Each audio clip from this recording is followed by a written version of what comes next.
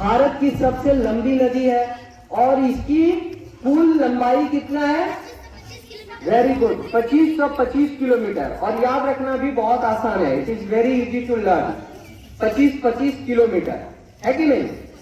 तो गंगा जो है भारत की सबसे लंबी नदी है, पवित्र नदी है और इसको राष्ट्रीय नदी के नाम से भी जाना जाता है कि नहीं? और गंगा जो है, सबसे महत्वपूर्ण बात यह है कि गंगा जो है बिहार को 2 भाग में काटते हुए आगे निकलती है, यानी कि 2 हिस्सों में लगभग बराबर हिस्सों में बांटती है और बिहार में कई नदियां आकर के गंगा में मिल जाती है। उसमें से कौन कौन सी नदी है? अभी जिसने बताया, गंडक, बूढ़ी गंडक, कोसी, सोन, ये सब नदी जो है गंगा में आकर के क्या होती है? मिल जाती है। और गंगा की सबसे बड़ी सहायक नदी कौन सी है? कोई बता सकते हैं? ट्रिब्यूटरीज, जो नदी मिल जाती है गंगा में, गंगा की सबसे बड़ी सहायक नदी कोसी। और कोई? Anybody else? और कोई बताना चाहेगा? गंगा की सबसे बड़ी सहायक नदी, चलो हम बता देते हैं। गंगा की सबसे बड़ी सहायक नदी यमुना है। और यमुना के किनारे कौन सा शहर बसा है भारत का? ताजमहल, आगरा। और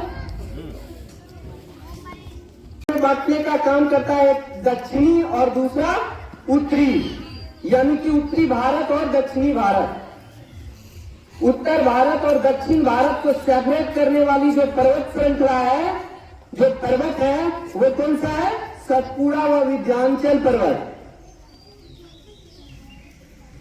इस प्रकार से जो है जलवायु, खनिज संसाधन, पर्यटक स्थल और धार्मिक महत्व भी इसमें महत्वपूर्ण है, इस पर्वत से जुड़ा हुआ है।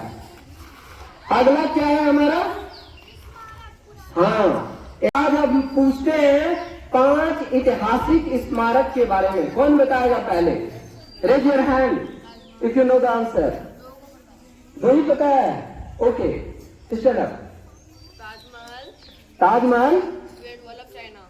Great wall of China. हमको इंडिया के बारे में बात करना है, ठीक है? एक बिल्कुल सही जवाब है ताजमहल। और कोई बताना चाहेगा? हाँ, बिल्कुल सही जवाब है लाल किला। और बताओ? कुतुब मीनार, गोल्डन टेम्पल, हवा महल,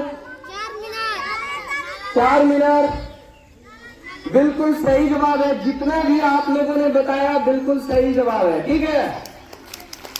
एक बार जोरदार अपने लिए ताली बजा लो।